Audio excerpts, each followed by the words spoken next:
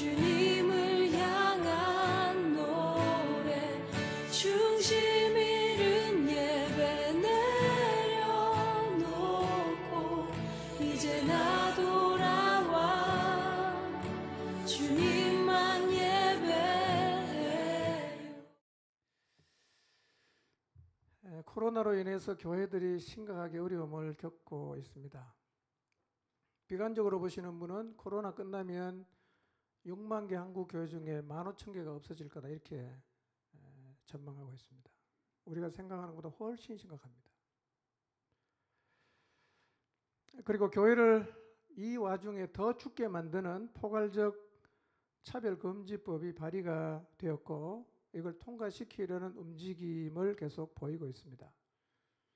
이 법을 왜 반대해야 되는지, 그리고 이 법이 통과되면 어떤 문제가 생기는지에 대해서는 제가 오늘 저녁 예배 시간부터 계속해서 여러분에게 이 법이 어떤 법인지를 소개해 드리도록 하겠습니다. 정확하게 알면 누구나 다 반대를 해야 됩니다. 이거는 진보와 보수의 문제도 아니고 신불신의 문제도 아닙니다. 건강한 가정, 건강한 사회를 원하는 사람이면 누구라도 반대하고 막아야 되는 법이에요. 이 법의 실체를 계속 여러분에게 좀 알려드리도록 하겠습니다. 그리고 코로나로 교회의 비정규적인 모임을 금지하는 와중에서도 제21회 서울 퀴어 문화축제가 9월 18일부터 29일까지 12일 동안 개최된다고 발표했습니다. 모두 어두운 소식이에요. 진리를 거스르고 하나님에게서 점점 멀어져 가는 이 타락해가는 새 시대를 바라보는 마음이 많이 불편하고 상합니다. 이런 상황을 겪으면서 제 마음 가운데 성경에서 한 사람이 생각이 났어요. 그 누구냐면 소돔성에 살던 롯입니다. 베드로후서 2장 7절에서 10절을 한번 보겠습니다. 읽겠습니다. 시작.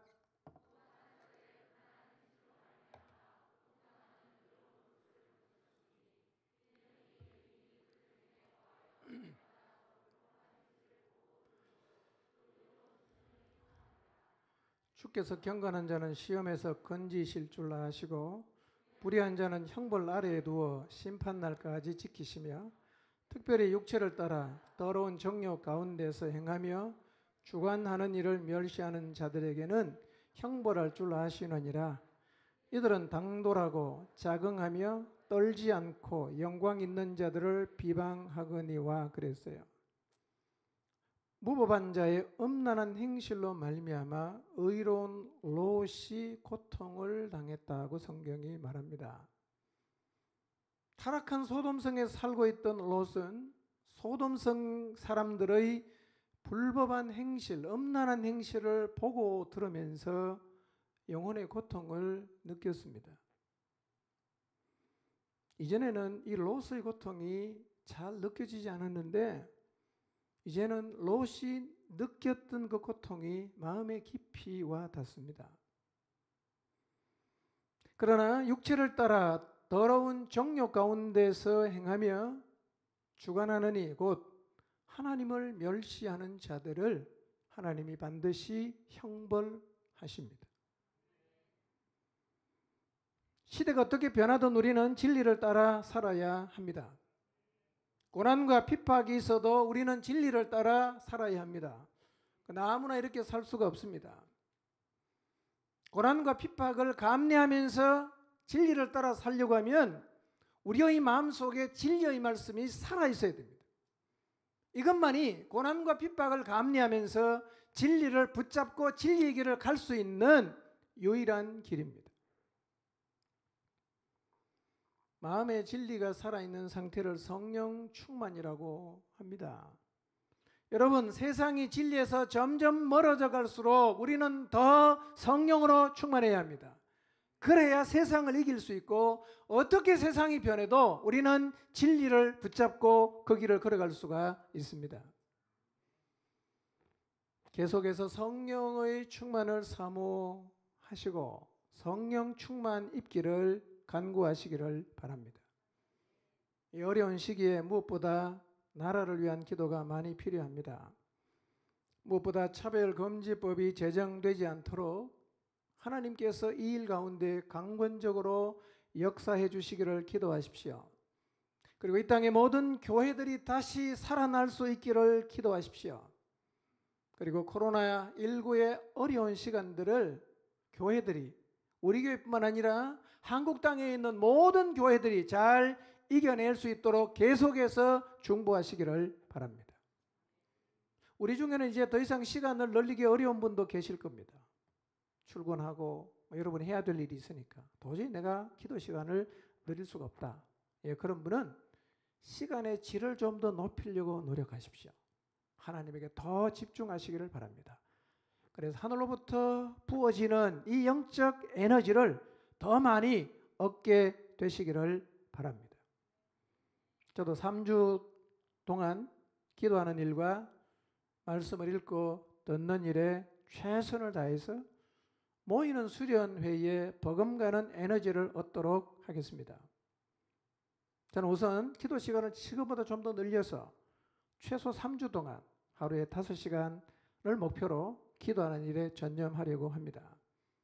성경을 읽고 듣는 일에도 더 마음을 쏟아서 기도와 말씀을 통해 온전히 하나님의 손에 잡히는 은혜를 입어서 하나님이 주시는 놀라운 영적 에너지를 얻도록 하겠습니다. 향후 3주 동안 우리가 함께 기도하면서 반드시 응답을 경험해야 하는 기도 제목 6가지를 말씀드리겠습니다. 나중에 밴드에 올려드릴 테니까요. 보시면서 계속 기도하시기를 바랍니다. 첫째, 공동체가 성령의 충만함을 경험하도록 간절하게 기도하십시오. 교회가 교회다워지는 길, 성도가 성도답게 살 수 있는 길, 세상을 거슬러고 진리를 따라 살 수 있는 길은 이 길밖에 없습니다. 우리의 마음속에 진리가 살아나고 진리의 이끌림을 받는 이 성령 충만을 입는 일 외에는 세상을 절대로 이길 수가 없어요. 그래서 성령의 충만함을 경험하도록 간절하게 기도하시기 바랍니다. 두 번째, 다음 주부터 있는 3번의 예배에 성령의 기름 부으심이 있도록 기도하십시오. 늘 저는 이 은혜가 참 사모가 돼요. 우리의 예배 가운데 하나님이 강하게 임재하시고 예배 드리는 가운데 성령의 불이 떨어져서 냉랭한 사람들의 마음이 뜨겁게 되고 메마른 영혼들 가운데 눈물이 회복이 되고 하나님 앞에서 다시 울게 되고 눈에 보이는 세상의 것만 추구하던 사람이 영의 눈이 활짝 열려서 하나님의 나라를 보게 되고 그 나라를 추구하게 되는 성령의 기름 부으심이 있는 예배를 사모하시기를 바랍니다. 하나님, 이런 예배 경험하게 주십시오. 간절하게 기도하십시오. 세 번째, 우리 모두의 마음에서 진리의 말씀이 살아나서 진리를 전할 사람들이 보이도록 기도하십시오. 진리의 말씀이 살아나서 영혼을 향한 긍휼의 마음이 생겨야 됩니다. 그래야 복음을 들고 나갈 수가 있어요. 그래야 멸망으로 가고 있는 영혼들에게 복음을 전할 수가 있습니다. 여러분, 우리의 마음속에 진리가 살아나서 멸망으로 가는 영혼이 긍휼하게 보이면 뒤따라 나오는 게 뭔지 아십니까? 사람이 보입니다. 멸망으로 가고 있는 사람이 보여요.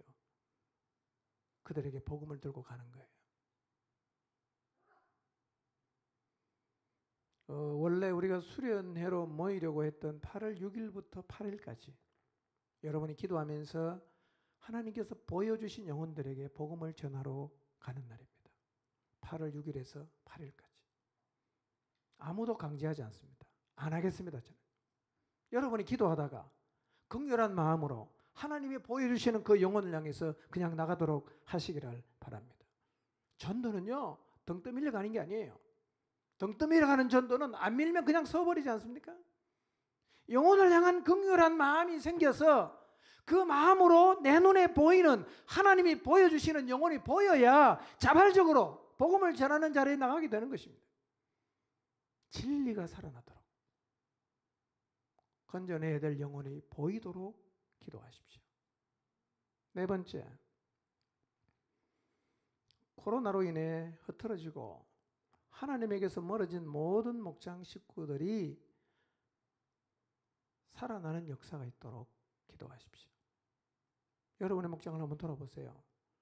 하나님에게서 멀어지는 사람, 썰려 나가는 사람 있지 않습니까? 영혼의 힘을 잃어버린 사람, 하나님에게 아무런 관심이 없는 사람 눈에 띄지 않습니까? 이들을 살려야 되잖아.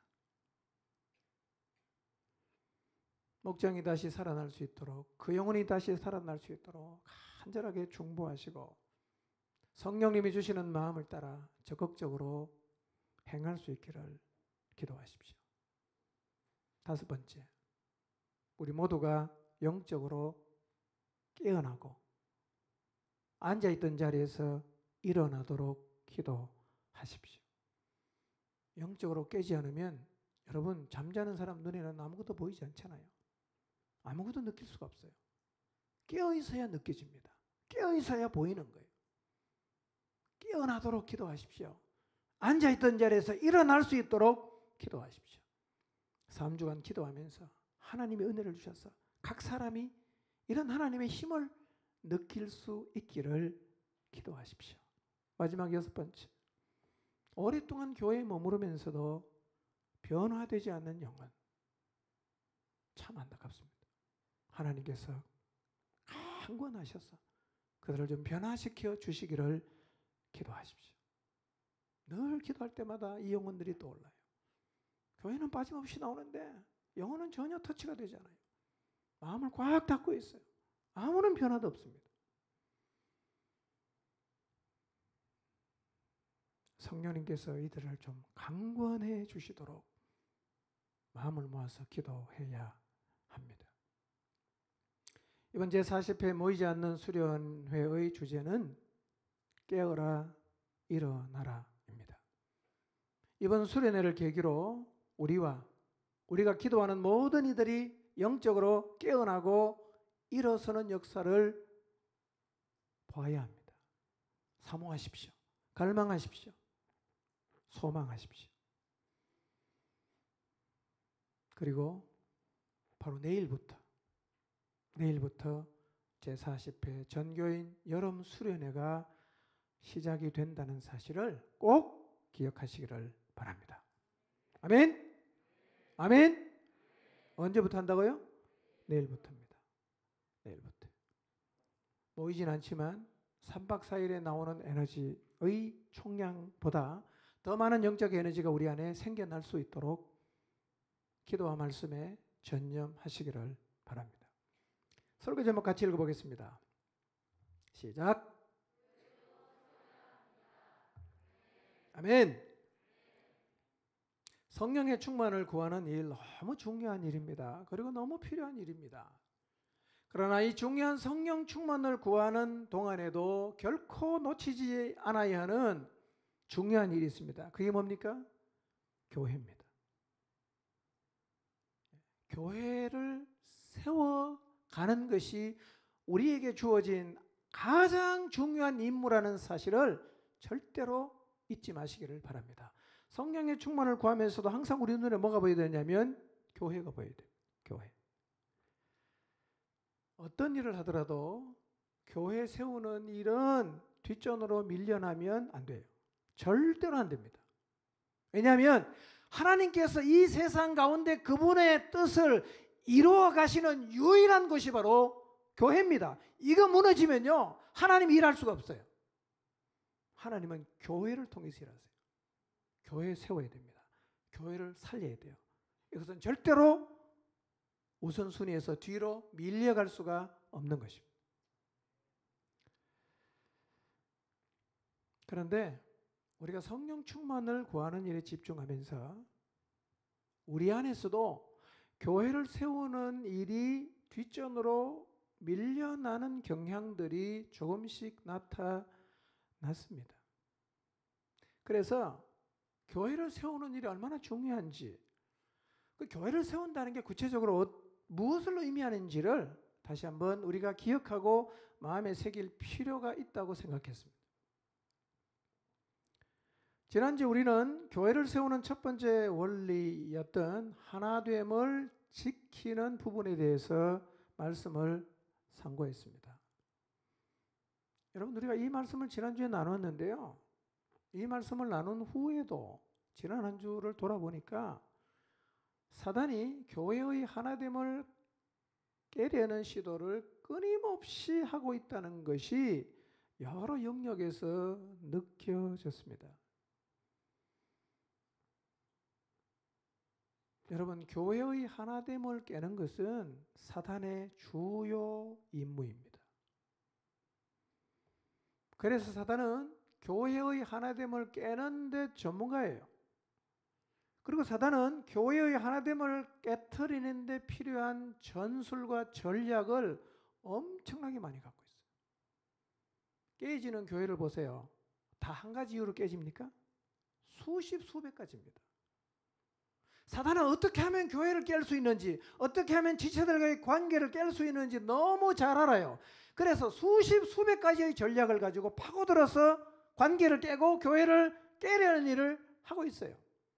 지금도 아주 다양한 방법으로 수많은 교회를 깨트리려는 시도를 하고 있습니다. 정신을 바짝 차려야 됩니다. 무장을 잘 해야 됩니다. 대응을 잘 해야 돼요. 여러분 기억하세요.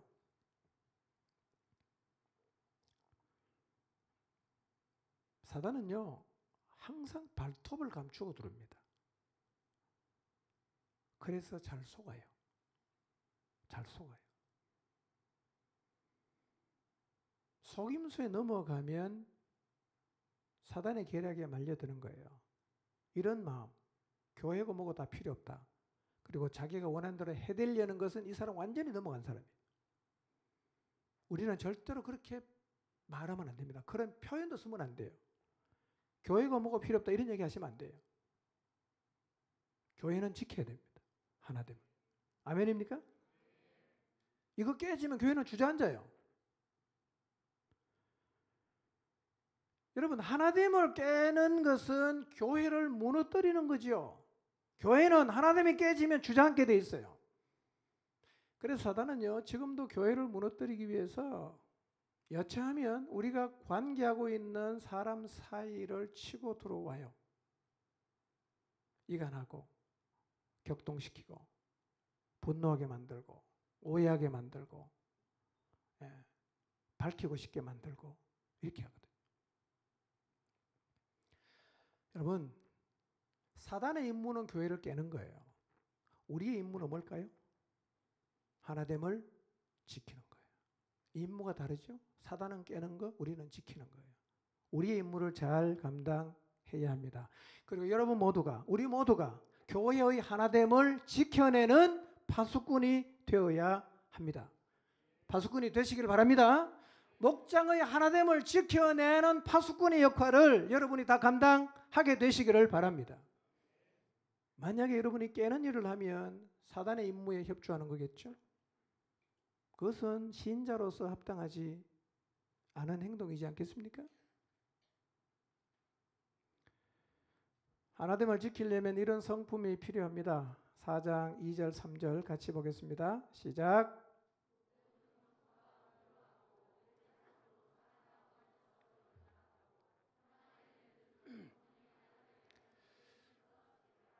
하나됨을 지켜내기 위해서 가져야 되는 네 가지의 성품, 다르게 표현하면 네 가지 매는 띠가 있어요. 띠. 다 잘 아시죠? 이건 기억하고 계셔야 됩니다. 겸손과 온유와 오래 참음과 사랑으로 서로 용납하는 거예요. 이거 없으면 깨집니다. 꼭 가져야 돼요. 근데 문제는 뭐냐면 이 네 가지의 내용을 안다고 하나됨이 지켜지는 건 아니에요.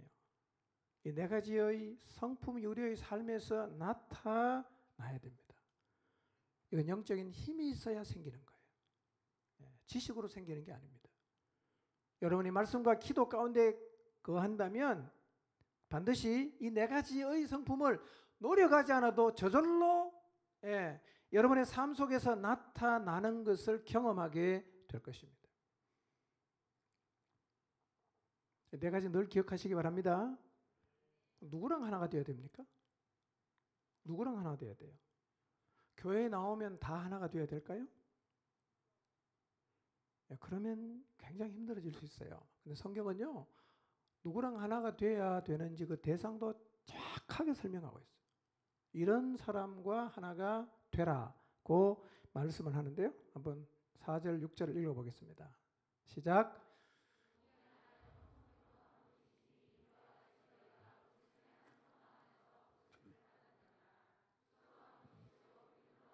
침례도 하나요? 하나님도 한 분이시니 곧 만유의 아버지시라. 만유 위에 계시고 만유를 통일하시고 만유 가운데 계시도다. 자, 7가지를 얘기했거든요. 누구랑 하나가 되어야 되느냐면 이 7가지가 똑같은 사람하고 하나가 되라고 말씀합니다. 사실 어렵지 않아요. 자, 똑같아야 되는 7가지가 뭔지 한번 보세요. 첫째 뭡니까? 한 몸에 속한 사람이어야 돼요. 예수님을 믿음으로 주님의 몸인 교회의 지체가 된 사람하고 하나가 되라고 말합니다. 두 번째는 뭐죠? 같은 성령을 모시고 있는 사람, 마귀를 모시고 있는 사람이 아니라 성령을 모시고 있는 사람과 하나 되라고 말합니다. 세 번째는 뭐죠? 부르심의 소망이 같은 사람. 소망이 뭐냐? 하늘나라예요. 소망이 뭐냐? 보이지 않는 거예요. 소망이 뭐냐? 영생이에요. 소망이 뭐냐? 부활이에요. 이 부르심의 소망이 같은 사람하고 하나 되라고 말씀합니다. 네 번째는 뭡니까? 주님이 같은 사람이에요. 돈이 주님이 아니라 예수님이 주님인 사람하고 하나 되라고 말해요. 믿음이 같은 사람이에요. 세상에 만연한 사단이 뿌려놓은 거짓을 믿는 게 아니라 하나님의 진리를 믿는 이 믿음이 같은 사람하고 하나가 되라고 말해요. 그 다음에 뭐가 같아야 됩니까? 침례가 같다. 무슨 얘기냐? 신앙 고백이 같다는 거예요. 신앙 고백이 같은 사람하고 하나 되래요. 마지막으로 뭐가 같아야 돼요? 하나님이 같은 사람. 자기가 하나님이 아니라 나를 창조하신 그분을 하나님으로 모시고 있는 이 7가지의 특징을 갖추고 있는 사람하고 하나 되라는 거죠. 이 사람하고. 자, 그러면 이 7가지가 같은 사람은요, 100% 신자입니다. 그렇죠? 이 7가지가 같은데 신자가 아닐 수가 없어요. 한 몸이죠. 성령이 같죠. 소망이 같죠. 주님이 같죠. 믿음이 같죠. 신앙 고백이 같죠. 하나님이 같은 분이에요. 이렇게 7가지가 같은 사람은 7가지의 고백을 할 수 있는 사람은 100% 뭐예요? 신자예요. 성경은요, 누구랑 하나 되라고 말하느냐 하면 신자하고 하나 되라고 말합니다. 여러분, 교회 나와도 불신자가 많잖아요. 성경은 교회 나오는 불신자와 하나 되라고 말하지 않아요. 교회 나오는 누구랑? 신자와 하나 되라고 말합니다. 근데 불신자와 하나 되는 것은 사실은 불가능합니다. 아무리 노력해도 불신자와는 근본적으로 하나 될 수가 없어요. 그래서 성경도 우리 보고 누구랑 하나 되라고 말합니까? 신자와만 하나가 되라고 합니다. 불신자는 구도자이기 때문에 받아줘야 되고 기다려줘야 되고 끝없이 용납할 뿐이죠. 사실은 그 사람은 하나가 안 돼요.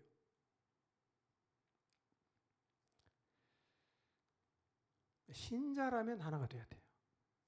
그런데 문제는 7가지가 같은 이런 고백을 갖고 있는 신자라고 해도 여러분 목장에서 지내보니까 다 다르잖아. 생각이 다르죠. 행동이 다르죠. 호불호가 다르죠. 독특하죠. 그래서 하나가 되는 게 여간 어렵지 않아요. 둘만 모여도 하나가 되기 힘들잖아. 그런데 수십 명이 모이고 수백 명이 모이는데 이거 어떻게 하나가 될 수가 있겠어요? 쉽지 않아요. 그럼에도 불구하고 하나가 될 수밖에 없는, 하나가 되어야 하는 당위성이 그 7가지 중에 포함되어 있는 거죠. 자, 첫째 보세요. 몇 가지만 설명할게요. 우리가 한 몸의 지체죠. 한 몸의 지체는 하나가 안 되는 게 이상해요. 자, 예를 들어 보겠습니다. 여러분의 몸을 생각해 보세요. 손, 발, 눈, 코 역할이 같습니까? 다릅니까? 다 다르잖아요. 근데 얼마나 조화롭게 잘 지내고 있어요. 그러니까 우리가 예수 그리스도의 몸 안에 있는 지체라고 하면 역할이 다르고 그 다음에 기능이 달라도 하나가 되는 게 절대로 불가능하지 않아요. 한 몸이니까요.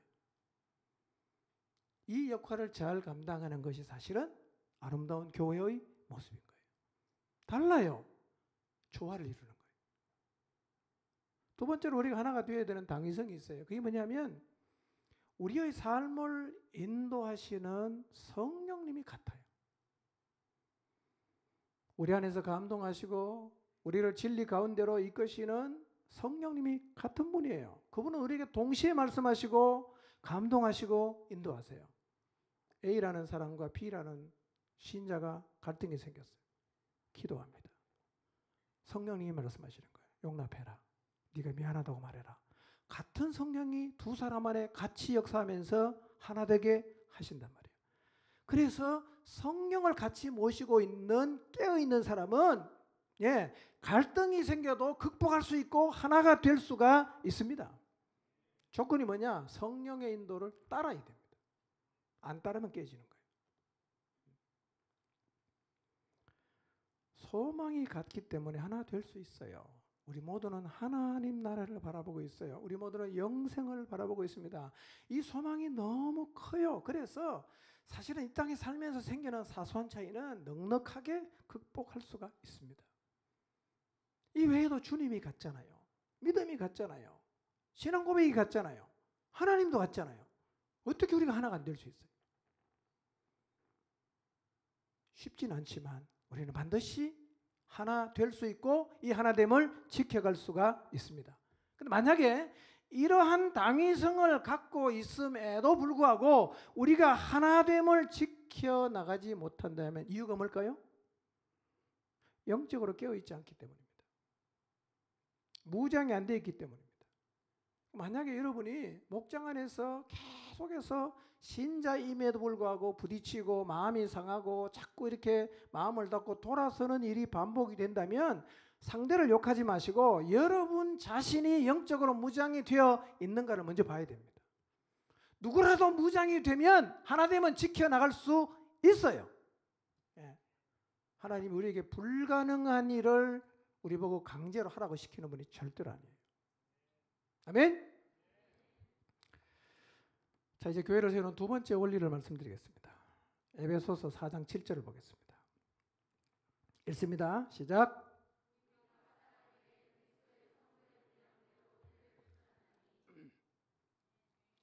자, 우리 각 사람에게 그리스도의 선물의 뭐대로?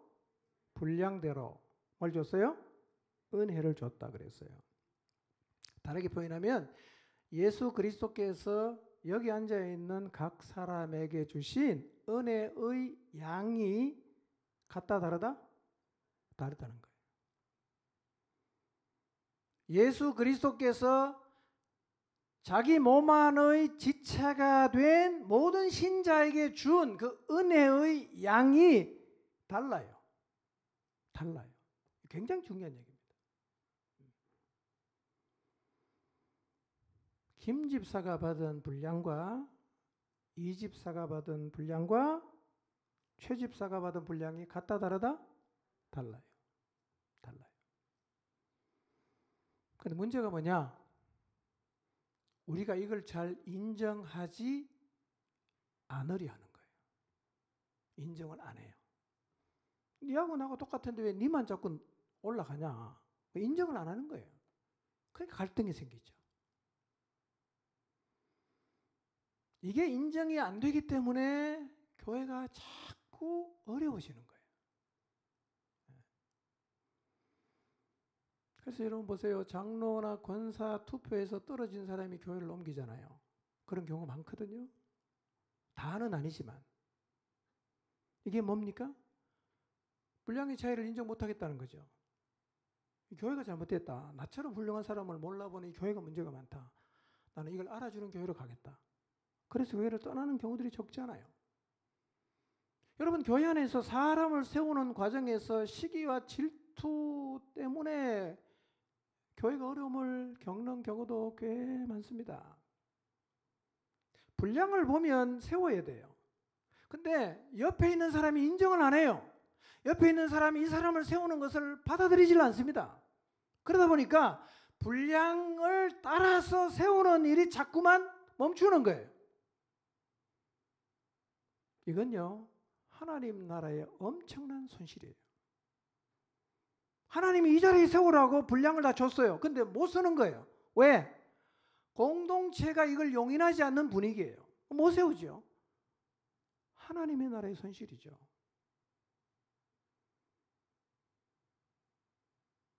여러분, 분량의 차이를 인정하십니까? 잘 생각해 보세요. 쉬운 얘기는 아닐 수 있어요. 근데 이게 안 되면 교회는 안 세워집니다. 분량의 차이를 인정해야 됩니다. 아멘? 좀 더 크게 아멘 하십시오. 아멘? 예.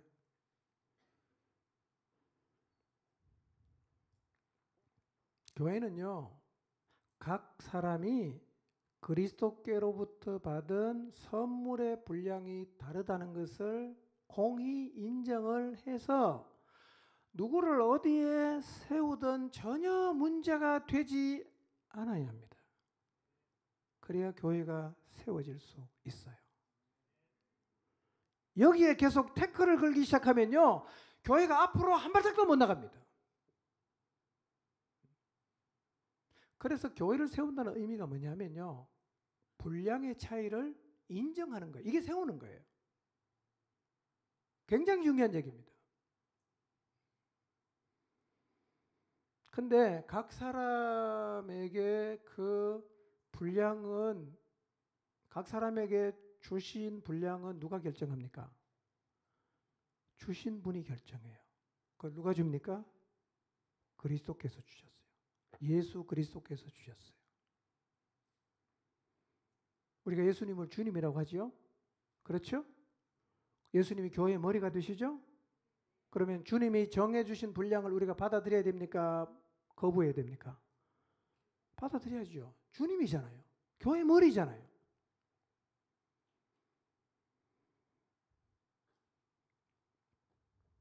모든 지체는 예수 그리스도를 인정한다면 각기 다른 분량을 가진 사람을 인정하고 받아들여야 합니다.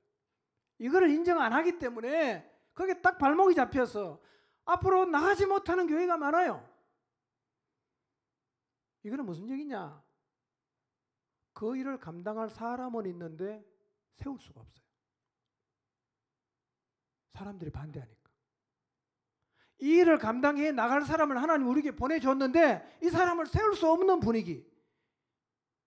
이게 교회를 서는 두 번째 원리를 받아들이지 않아서 생기는 문제예요.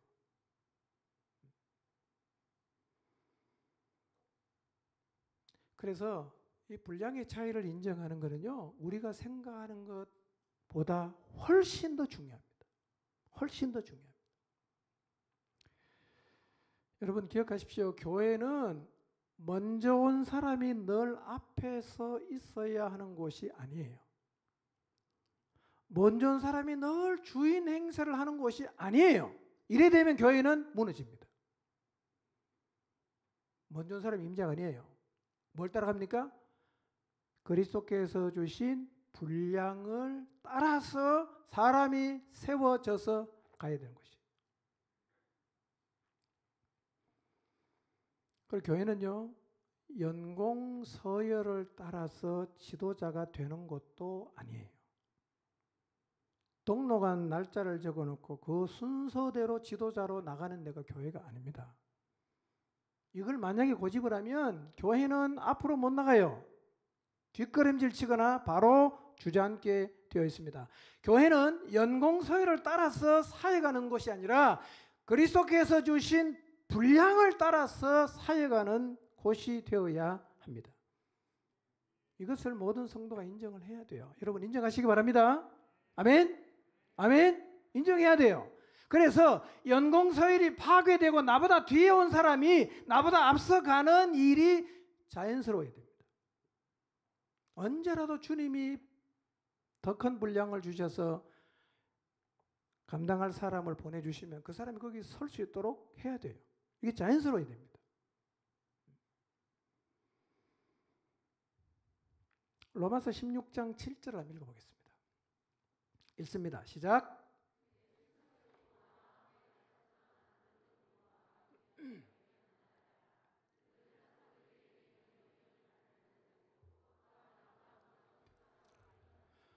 자, 로마서 16장을 보면 사도 바울이 편지 말미에 여러 사람의 이름을 거명하면서 문안 인사를 해요. 그 중에 7절에 보니까 안드로니고와 유니아라는 사람이 있어요. 안드로니고와 유니아. 이 두 사람은 바울의 친척이에요. 그 다음에 바울과 함께 감옥에 갇혔던 사람이에요. 세 번째 중요한 것은 이 사람들은 바울보다 먼저 그리스도 안에 있던 자들이에요. 바울보다 먼저 그리스도 안에 있던 자들입니다. 그런데 예수님께로부터 받은 분량을 따라 바울이 자기를 앞질러 갔어요. 대사도로서 전 세계를 다니면서 복음을 전하는 일에 귀하게 쓰임받고 있어요. 그런데 안드로니고와 유니아는 바울이 하나님이 주신 분량을 따라 사역을 하는 것 전혀 개의치 않습니다. 그들은 여전히 사도들에게 유명히 여김을 받는다는 말은 존경을 받으면서 자기의 길을 갔다고 성경이 말해요. 그러니까 바울이 앞서가는 거 no problem, 아무 문제 없어요. 나는 그냥 내 길을 가는 거예요. 너무 열심히 자기 길을 가니까 사도들이 안드로니고와 유니아를 보면서 존경했습니다. 참 훌륭한 믿음의 사람이다. 이게 교회의 모습이 돼야 됩니다. 이게 우리도 이렇게 해야 돼요. 안드로니고와 유니아처럼 해야 됩니다. 나를 앞질러 가는 사람이 있으면 잘 가도록 기도해주고 나는 그냥 내 길을 가는 거예요. 너무 잘 가기 때문에 사람들이 오히려 나를 보면서 은혜를 받을 수 있는, 나를 보면서 존경할 수 있는 삶의 모습을 보여야 됩니다. 이런 사람들로 가득한 교회여야 세워질 수 있어요. 성경 한 군데 더 볼까요? 요한복음 21장 18절에서 22절입니다. 읽겠습니다. 시작.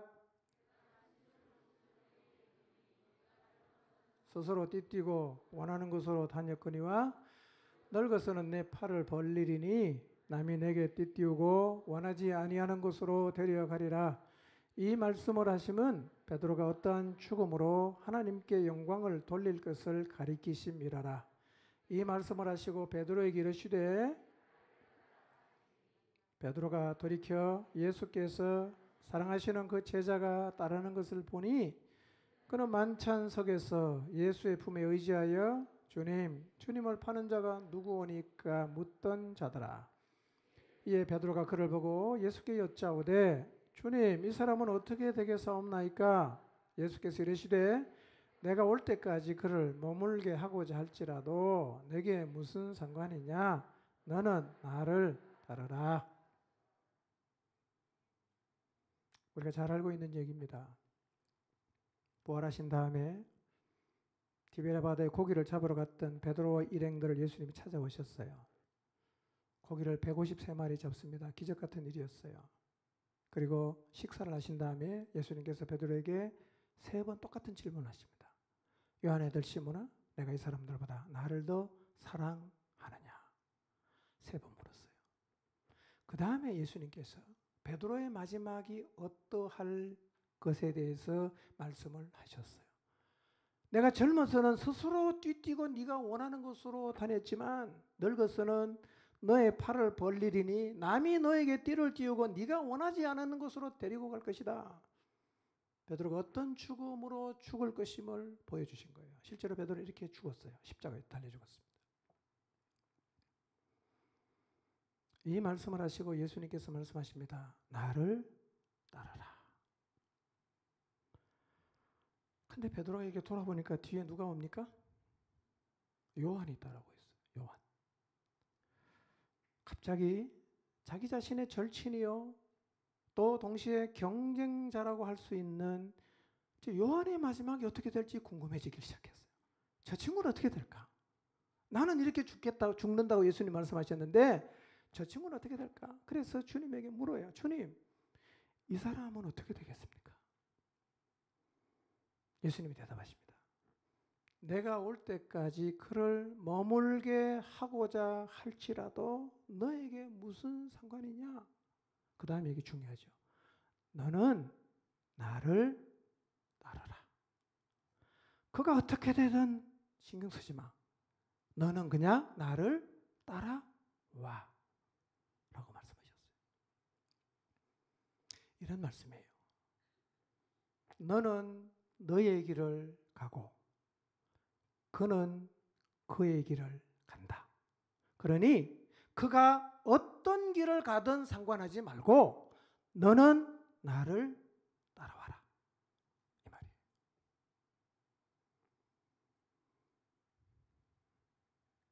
우리가 분량의 차이를 가장 인정하기 힘든 대상이 나하고 비슷한 자리에 서 있는 사람이에요. 굉장히 친한 동료이면서 동시에 라이벌처럼 느끼는, 사실은 뭐 라이벌이 아니지만 그런 관계. 그러니까 가까운 친구, 동료, 동역자. 그래서 우리는요, 어떤 때는 이래요. 나보다도 그 사람에게 관심이 더 많은 거예요. 나보다도. 그리고 그가 나를 앞질러 가는 것을 받아들이지 못합니다. 내가 더 훌륭한데 왜 제가 나를 앞질러 가냐라고 생각을 하고 못 받아들여요. 그때마다 예수님께서 베드로에게 하신 말씀을 기억하셔야 됩니다. 그는 그의 길을, 나는 나의 길을 가면 돼요.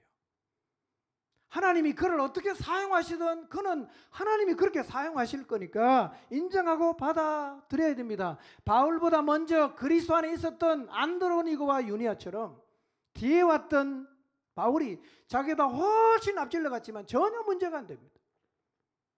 여전히 자기 길을 가요. 얼마나 자기 길을 잘 갔든지 사도들이 안드로니고와 유니아를 보면서 존경했어요. 참 훌륭한 분이다. 이게 우리의 모습이어야 하고 이것이 우리 공동체 안에서 자연스럽게 나타나는 풍경이 되어야 합니다. 그래야 교회가 세워집니다. 여러분, 이런 일 때문에 교회가 얼마나 혼경을 많이 치르는지 몰라요. 근본이 무엇인가? 분량의 차이를 인정을 안 하는 거예요. 분량의 차이가 있나요, 없나요? 있어요. 누가 결정했습니까? 우리가 주님이라고 부르는 예수님이 결정하셨어요. 교회의 머리가 되시는 예수님이 결정하셨어요. 우리가 그분을 정말 주님으로 믿는다면 이것은 순종해야 됩니다. 받아들여야 돼요.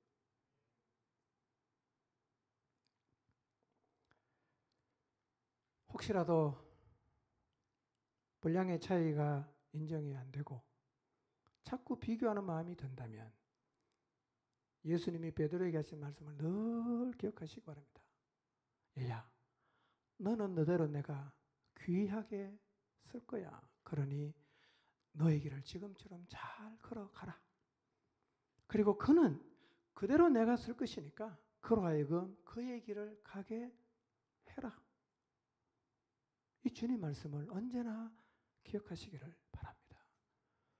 여러분, 설령 여러분보다 나중에 온 사람이 여러분을 앞질러 가는 일이 있더라도 여러분 절대로 그 사람에게 태클 걸지 마세요. 그가 서야 할 자리에 서지 못하도록 막아서지 마십시오. 나 그거 인정 못하겠다고, 그를 세우면 나는 내 자리를 떠나겠다고 이렇게 말하시면 안 돼요, 여러분. 이것은 분량의 차이를 두신 예수님을 인정하라는 거예요. 그리고 이 태도는 교회를 무너뜨리는 태도입니다. 사단에게 놀아나는 태도예요. 이러면 교회가 발목 잡힙니다. 예. 주님 안에서 자유하시고 여러분의 길을 걸어가게 되시기를 바랍니다. 분량의 차이를 인정하는 게 그 자체가 뭐예요? 교회를 세우는 거예요. 꼭 기억하십시오. 분량의 차이를 인정하는 것 자체가 이미 뭘 하는 거예요? 교회를 세우는 것입니다. 그런데요, 성경의 가르침은 이거예요. 분량의 차이를 떠나서라도 하나님의 나라는요, 먼저 된 자로서 나중되고 나중된 자로서 먼저 될 자가 많아요. 무슨 얘기냐? 뒤에 출발한 사람이 먼저 출발하는 사람을 앞서가는 일이 많이 생긴다는 얘기입니다. 이거 누가 말씀하셨냐? 예수님이 말씀하셨어요. 마태복음 19장 27절에서 30절을 보겠습니다. 읽어볼까요? 시작. 보소서 우리가 모든 것을 버리고 주를 따라 싸운데 그런즉 우리가 무엇을 얻으리까? 예수께서 이르시되 내가 진실로 너희에게 이르노니 세상이 새롭게 되어 인자가 자기 영광의 보좌에 앉을 때에 나를 따르는 너희도 12 보좌에 앉아 이스라엘 12지파를 심판하리라.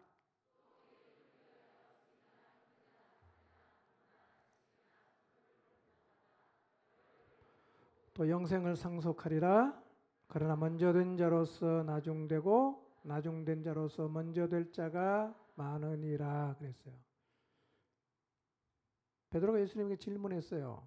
주님, 우리가 다 버리고 주님을 따랐습니다. 우리가 무엇을 얻겠습니까? 예수님 대답하십니다. 세상이 새롭게 되어 인자가 자기 영광의 보좌에 앉을 때에 나를 따라왔던 너희도 12 보좌에 앉아서 이스라엘 12지파를 심판하게 될 거다.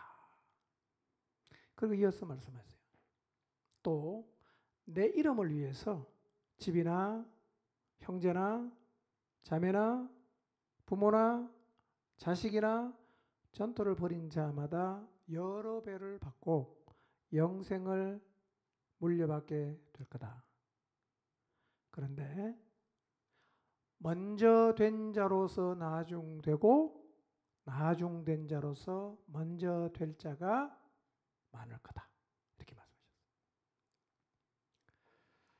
이런 얘기일 수 있어요.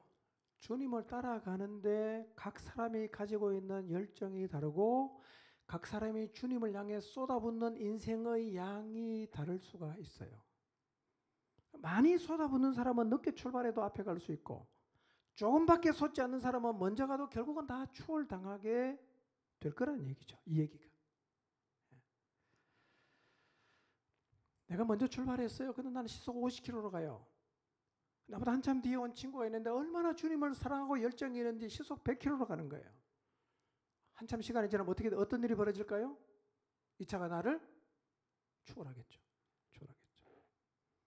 하나님 나라에는 이런 일이 많이 발생하게 될 거라는 거예요.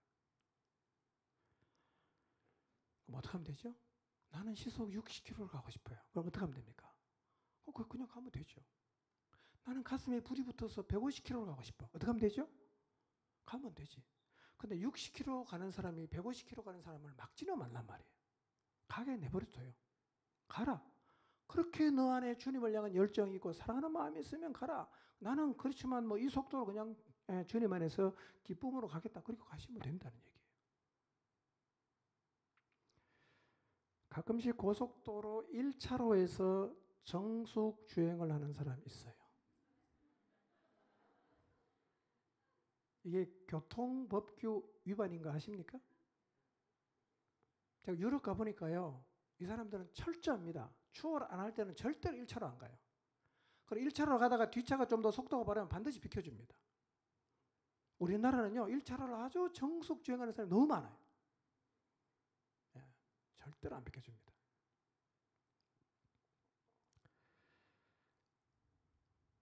그러니까 1차로는 추월로니까요. 추월하는 차량이 이용할 수 있도록 내가 정숙 주행할 때는 몇 차로로 가면 되죠? 2차로로 가면 되잖아. 그럼 빨리 가는 차가 지나가면 아무 문제가 없어요. 근데 1차로가 자신의 차로인 줄 알고 정숙 주행을 계속 하게 되면 어떤 일이 벌어집니까? 뒤따르는 차가 밀리게 돼 있어요. 제 속도로 가야 되는데 못 가는 거죠. 최악이 뭔가? 1차로도 정숙 주행, 2차로도 정숙 주행. 이거는 진짜 뒤에가 차가 쫙 밀리죠. 내가 빨리 가기 싫으면 뭐 하면 되죠? 그럼 길 열어주면 되잖아. 그 사람 그 속도로 가고 나는 내 속도로 가면 되니까요. 우리는 지금 다른 사람이 나를 앞질러 가도록 길을 열어주고 있을까요? 한번 생각해 보세요. 다른 사람, 여러분은 늦게 왔지만 주님을 너무 사랑하고 주님을 향한 열정이 있어서 달려가는 사람이 빨리 그 속도로 갈 수 있도록 길을 비켜주고 있을까요?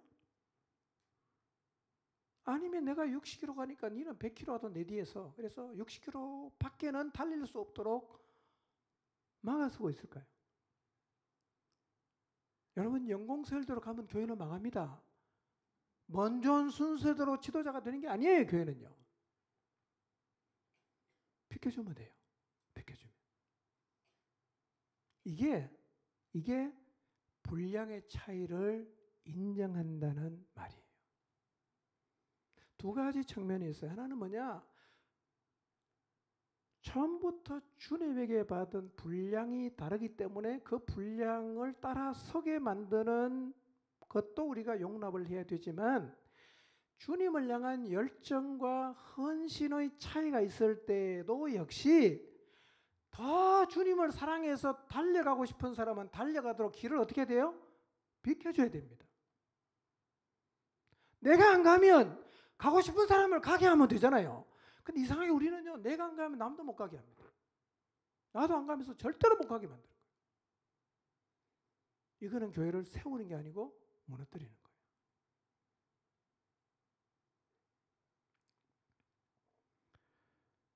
이것 때문에 우리 교회가 발목이 잡히지 않아야 합니다. 여러분, 이제부터는요, 하나님이, 예수님께서 우리에게 주신 분량이 다 다르니까 하나님이 좀 더 큰 분량을 준 사람이 그 자리에 설 수 있도록 이 차이를 인정하시기를 바랍니다.